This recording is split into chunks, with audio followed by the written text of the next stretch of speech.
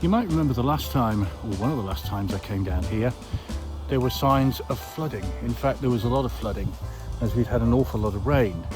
Well, the road which was flooded before is flooded no longer, and we've had quite a dry spell, so therefore, you know, a lot of that water has disappeared, and indeed in the fields they're becoming dry as well. So spring has sprung, lots of greenery around as well, as you can see above me, so not growing out my head.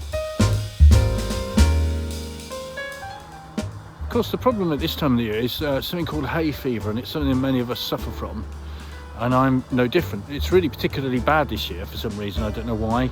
Probably because it was very wet spring, now it's very dry and there's a lot of pollen about. But the one thing you can enjoy, I don't know if you can see that, but behind me there's lots of wild flowers. I think that's wild garlic, there's some bluebells out.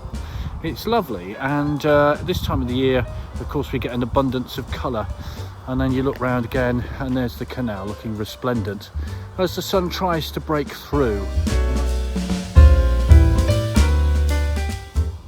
Another thing that you find on the Exminster Marshes are fruit trees randomly growing in very strange places.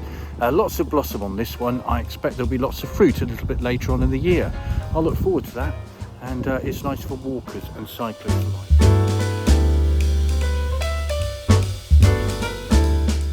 Just behind me you can probably see another example of how quickly it's drying up down here on the marshes.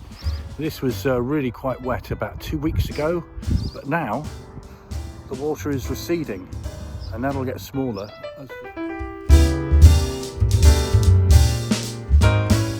So that's another one done, another walk along Exminster Marshes. The changing scenes being shown all the time, and cars going up and down to enjoy Exminster Marshes, and the railway line of course. So I'll go home, have a few sniffles,